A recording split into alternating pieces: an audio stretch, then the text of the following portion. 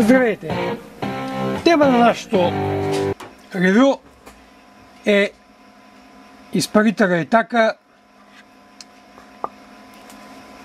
нова версия с полирано стоманено покритие и лазерно гравиран надпис. Ето я новата Итака. За сравнение, до нея стои и стария модел. Както виждате, в самото изработване няма някакви съществени детайли. Разликата е единствено в полировката. Но все пак това не е абсолютно същата Итака като тази. Ще видим разликите сега, като ги разгубим. Изключително външно добре изглеждаш изпарител, като изключим това, че всички полирани детайли са магнит за пръстите. Има номер, също лазерно гравиран на него.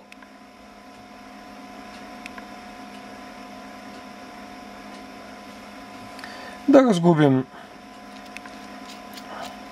резбите се навива тресно, гумен оринг, както на другия модел.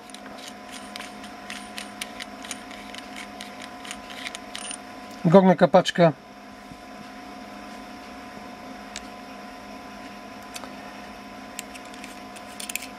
Централно тяло развиваме. Още не са разработили резбите.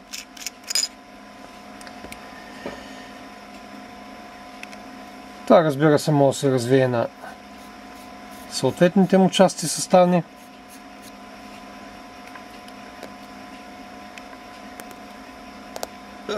Стегнете резби. Ето тръгна. Предполагам, че ще се разработят без проблеми.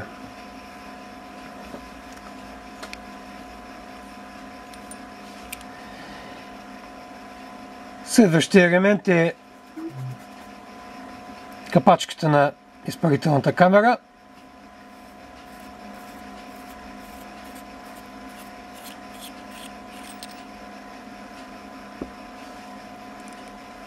Може да развием долната част, която, както казах и в предния клип, е с регулатор на въздуха.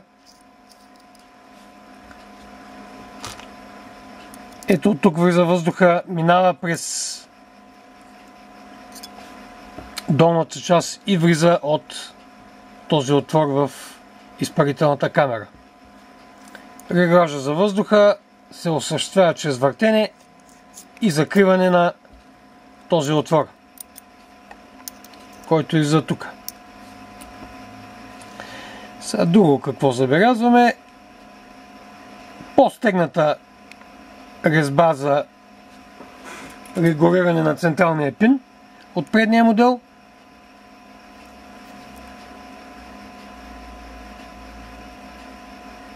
Малко по-стегнато се навива.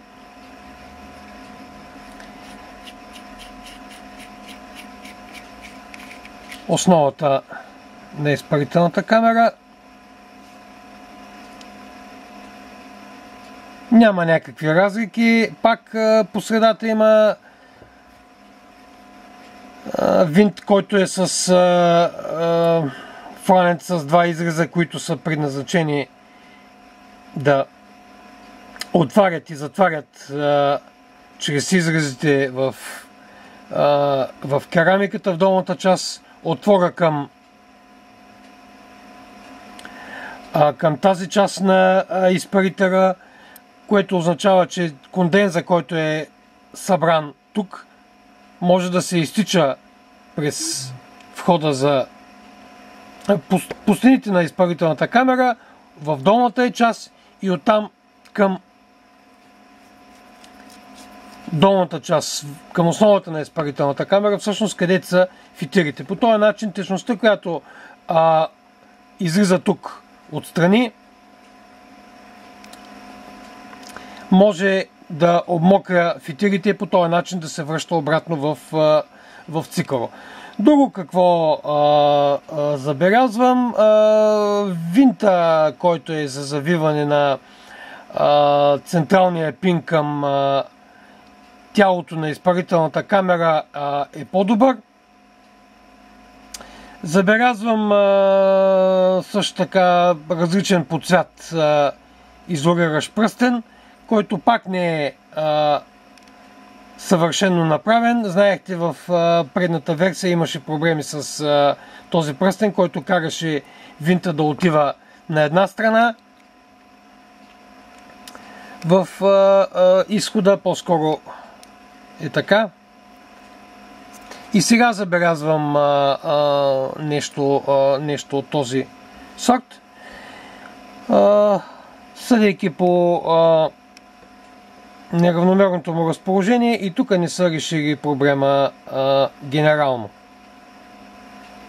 Като цяло няма да го разглобявам до края. Разглобявах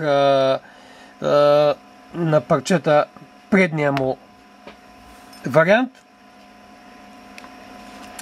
Така че не смятам да се спирам много на този. Какви разлики виждам?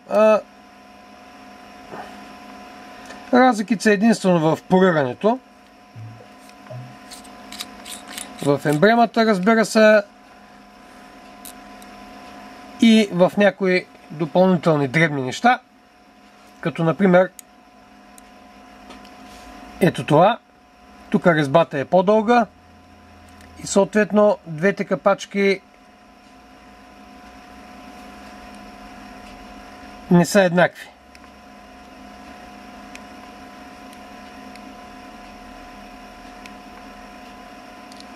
Цяло капачката ми се струва еднаква. Да направим кръстосаната проба, моята любима. Секунда само.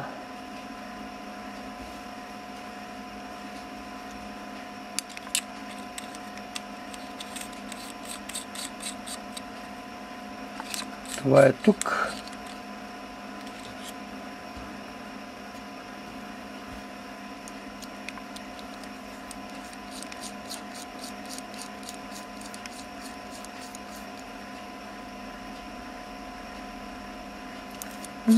Взаимозаменяеми са, резбите са същите, леко се стягат, но тук са оставили по-дълга резба. Което всъщност другото, което забелязваме, е, че в тази си част и в долната част тук на полирания изпарител няма плътно пасване. Тук се вижда гумения оринг. Предполагам, че когато се стисне по-силно или се спреска малко оринга, това разстояние ще изчезне.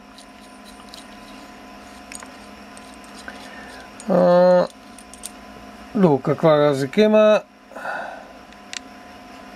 Главата на изпарителната камера е една и съща.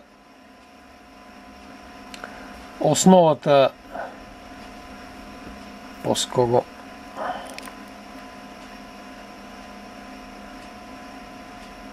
основата е същата.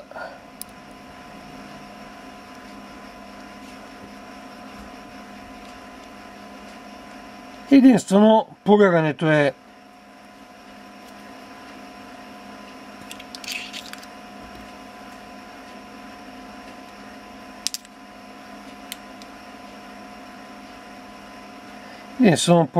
разликата и някакви дребни детайли. Навива се тук, няма проблем.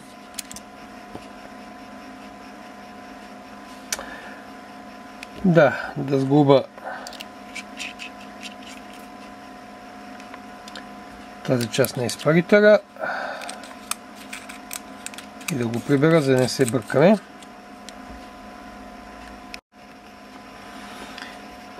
Така и обратно сглобяването.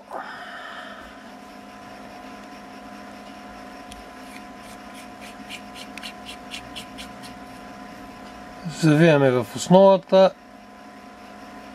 като гледаме и внимаваме съответно тук гумения оринг да застане хубаво. Може би това трябваше леко да го разхрабим надолу. Както знаете, трябва да се стегне плътно тази част на изпарителя, за да не се развие, когато развиваме и отвора. Както знаете от предния клип за влизане допълнително на течност, може да го позиционираме срещу фитилите или съответно да го завъртим и да не бъде срещу фитилите, намалявайки по този начин течността, която влиза в изпарителя. Тази част е малко особена за сглобяване. По-скоро трябва двете едновременно и синхронно да се движат до затягането им. Ето така. Долната част с регулатора на въздуха. Ето и тук, както забелязвате, има подобен проблем с наближаването на централния пин към външния край. Не е опрял, но е възможно да опре. Това означава, че в тая част, която преди показах, трябва да се смени онази изолираща втурка. Обяснил съм го в предния клип. Така, да не се моткаме. Да дозавием нещата. Сглобяваме, като гледаме надписа да не се пада в другата посока. Тук има добро пасване. Няма показване на оринговите.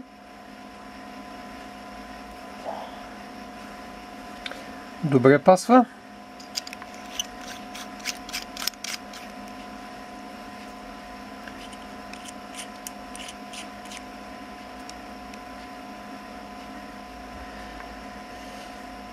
Тук има леко разстояние, както и преди забелязах. Забравихме да завием капачката на изпарителната камера. Може и сега да я завием.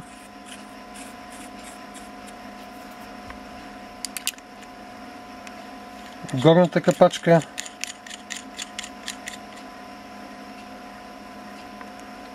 Ето и тук другото разстояние, което ми направи впечатление. Тук много леко влиза горната капачка. Много леко влиза. Вероятно има някаква разлика в оринговите, които и сега ще проверим. Тук трябва да има плътно затваряне. Ето тук влиза много плътно. Тук също влиза плътно, но не толкова. Изглежда има някаква много малка разлика в диаметрите на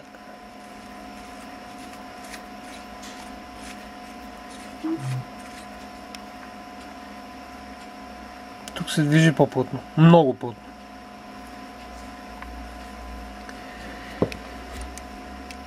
Така, тук има рекуфт, който се предполага, че ще се обере, ако се затегне плътно оринга.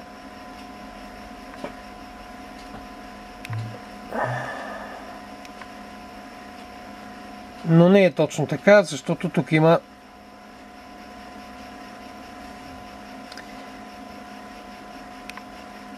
тук се наблюдава луфт. Значи този оринг вероятно ще трябва да се смени. От тук е вероятно да има някакво изтичане. Да видим какви са диаметрите. Тук диаметъра е 8,9. Тук диаметъра е 9,2. 9,2. Тоест капачката и оринга нямат никакво значение. Разликата е в трите стотни в капачката на централния пин. Тоест този оринг вероятно трябва да се смени с друг, за да може да няма протичане. Ще сменим този оринг, както ще видим и дали чрез смяна на тези орингове с по-тънки или по-меки ще се изглади този проблем с луфтовете, които се виждат и разварят впечатлението от иначе изключително красивия изпарител с оригиналната емблема на гръцката фирма Golden Greek. Това беше от мен краткото ревю на изпарителя Итака от Smoking Maniac. Приятна вечер!